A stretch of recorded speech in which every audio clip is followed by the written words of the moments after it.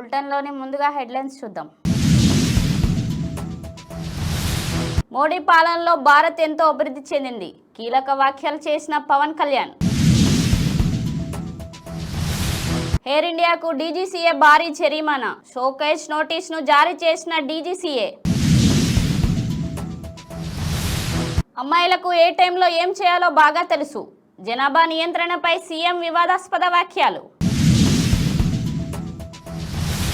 పేద రైతుకు 1,00,000కు పైగా కరెంటు బిల్. ఆంధ్రప్రదేశ్లోని పరిపాలనలకు అద్దం పట్టిన సంఘటన. విశాఖ హక్కు కార్మికులకి ఉద్యమాభివందనాలు. ట్విట్టర్లో స్పందించిన నారా లోకేష్. టపాసులు మండే స్వభావం గల వస్తువులు వెంట తీసుకురావద్దు. దీపావళి పండుగకు దక్షిణ మధ్య రైల్వే కీలక సూచనలు. మినుములు కందిపప్పు నిల్వలపై కేంద్రం ఆంక్షలు. ధరల నియంత్రణకు తీసుకున్న కీలక నిర్ణయం. విశాఖ ఉక్కు ప్రైవేటీకరణకు వ్యతిరేకంగా రగిలిన ఉద్యమం. నేడు స్కూళ్లు కాలేజీలు బంద్. టీవీలో చూస్తుంటే బాధగా అనిపించింది. మోడీ సభకు గైర్ హాజరుపై రాజా సింగ్ కామెంట్. గాజాను తిరిగి ఆక్రమించుకోవడం అంత మంచిది కాదు. ఇజ్రాయెల్ను హెచ్చరించిన అమెరికా. ఇక వివరాల్లోకి వెళ్తే, దేశ ప్రయోజనాల కోసమే ప్రధాని మోడీ పనిచేస్తున్నారని జనసేన అధినేత పవన్ కళ్యాణ్ అన్నారు. ఆత్మగౌరవ సభలో మాట్లాడుతూ మోడీ పాలనలో భారత్ ఎంతో ఘనతలు సాధించిందని పేర్కొన్నారు. సకల జనుల సమరం చేస్తూనే ప్రత్యేక రాష్ట్రం ఏర్పడిందని అన్నారు.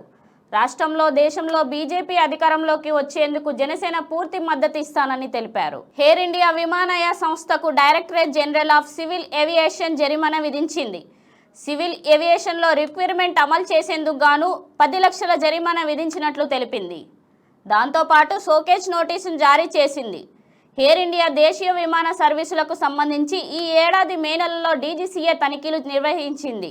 అయితే ఈ తనిఖీలు ఏ విమానాశ్రయాల్లో నిర్వహించారన్నది డీజీసీఏ స్పష్టం చేయలేదు.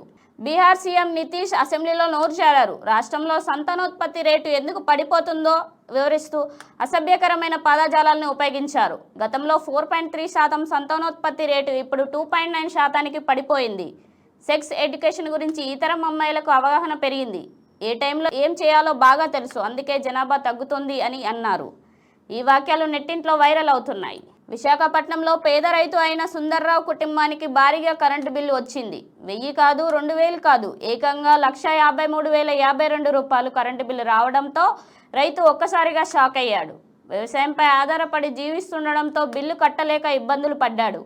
సిపిఎం రక్ష బేరీ యాత్రలో నేతలు ఈ విషయాన్ని తెలుసుకొని అధికారుల దృష్టికి తీసుకెళ్లగా ఎక్కడ పొరపాటు జరిగిందో పరిశీలించి చర్యలు తీసుకుంటామన్నారు. స్టీల్ ప్లాంట్ ప్రైవేటీకరణకు నిరసనగా పోరాట కమిటీ చేపట్టిన ఉద్యమానికి నేటితో 1000 రోజులు పూర్తయ్యాయి. ఈ సందర్భంగా టీడీపీ నేత నారా లోకేష్ కార్మికులకు ఉద్యమాభివందనాలు తెలిపారు. విశాఖ హక్కు ఆంధ్రుల హక్కు నిదానంతో ప్రజలు సాధించుకున్న స్టీల్ ప్లాంట్ జగన్ అనే అవినీతి పాలకుడి వల్ల ప్రైవేట్ పరం కానుంది. విశాఖ స్టీల్ ప్లాంట్ పరిరక్షణ పోరాడడానికి టీడీపీ మద్దతు సంపూర్ణంగా ఉంటుందని ట్వీట్ చేశారు. దీపావళి పండుగ సందర్భంగా ప్రయాణికులకు దక్షిణ మధ్య రైల్వే కీలక సూచనలు చేసింది. రైల్వే ప్రాంగణాల్లో టపాసులు మండే స్వభావం గల వస్తువులు వెంట తీసుకొని వెళ్లకూడదని హెచ్చరించింది. నిబంధనలు అతిక్రమిస్తే రైల్వే చట్టం 1889లోని సెక్షన్ 164, 165 ప్రకారం 1000 రూపాయలకు జరిమానా, 3 సంవత్సరాల జైలు శిక్ష లేదా 2 విధిస్తామని పేర్కొంది. మినుములు కందిపప్పు నిల్వలపై కేంద్రం ఆంక్షలు విధిస్తూ ఉత్తర్వులు జారీ చేసింది. ధరలు పెరుగుతుండటంతో డిసెంబర్ 31 వరకు ఆంక్షలు విధించింది. వీటి ప్రకారం టోకు వర్తకులు నిల్వను 200 మెట్రిక్ టన్నులను మించి ఉంచకూడదు. చిల్లర వర్తకుల వద్ద నిల్వలు 5 మెట్రిక్ టన్నులు, పెద్ద చైన్ రిటైలర్ల వద్ద రీటైల్ అప్డేట్లలో 5 మెట్రిక్ టన్నులు, డిపోల్లో 200 మెట్రిక్ టన్నులకు మించి నిల్వలు ఉండకూడదు. విశాఖ ఉక్కు పరిరక్షణ, కడప ఉక్కు ఫ్యాక్టరీ సాధనకు మద్దతుగా ఈరోజు రాష్ట్ర వ్యాప్తంగా విద్యా సంస్థల బంద్ చేపట్టినట్లు పీడీఎస్యు, ఏఐఎస్ఎఫ్, ఏఐవైఎఫ్ సంఘాలు ప్రకటించాయి. విశాఖ ఉక్కు ప్రైవేటీకరణకు వ్యతిరేకంగా చేపట్టిన పోరాటానికి రేపటితో 1000 రోజులు పూర్తి అవుతున్నందున కేంద్ర ప్రభుత్వ తీరును నిర్వర్తిస్తూ ఈ బంద్ చేపట్టినట్లు తెలిపాయి. అన్ని యువజన విద్యార్థి సంఘాలు ప్రత్యక్షంగా ఆందోళనలో పాల్గొనాలని ఆయా సంఘాలు పిలుపునిచ్చాయి. ప్రధాని మోడీ సభకు గైరా హాజరు కావడంపై గోషామహల్ ఎమ్మెల్యే రాజాసింగ్ క్లారిటీ ఇచ్చారు. తను సభకు హాజరైతే ఆ ఎన్నికల ఖర్చు తన ఖాతాలో పడుతుందని, ఈ కారణంగానే సభకు హాజరవ్వలేదని వెల్లడించారు. ఎమ్మెల్యే సగటు ఖర్చు పరిమితి దాటే అవకాశాలున్న నేపథ్యంలో వెళ్లలేకపోయానని, కానీ సభను కార్యకర్తలతో కలిసి టీవీలో చూస్తుంటే బాధగా అనిపించిందని తెలిపారు. గాజా ఆక్రమణపై ఇజ్రాయెల్కి యుఎస్ వార్నింగ్ ఇచ్చింది. గాజాను తిరిగి ఆక్రమించుకోవడం ఇజ్రాయెల్కి అంత మంచిది కాదని హెచ్చరించింది.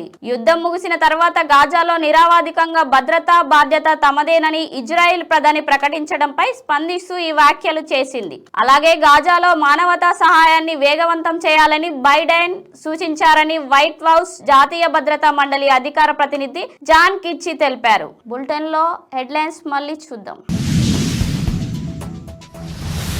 మోడీ పాలనలో భారత్ ఎంతో అభివృద్ధి చెందింది. కీలక వ్యాఖ్యలు చేసిన పవన్ కళ్యాణ్. ఎయిర్ ఇండియాకు డీజీసీఏ భారీ జరిమానా, షోకేజ్ నోటీసును జారీ చేసిన డీజీసీఏ. అమ్మాయిలకు ఏ టైంలో ఏం చేయాలో బాగా తెలుసు, జనాభా నియంత్రణపై సీఎం వివాదాస్పద వ్యాఖ్యలు. పేద రైతుకు 1,00,000కు పైగా కరెంటు బిల్, ఆంధ్రప్రదేశ్లోని పరిపాలనలకు అద్దం పట్టిన సంఘటన. విశాఖ హక్కు కార్మికులకి ఉద్యమాభివందనాలు, ట్విట్టర్లో స్పందించిన నారా లోకేష్.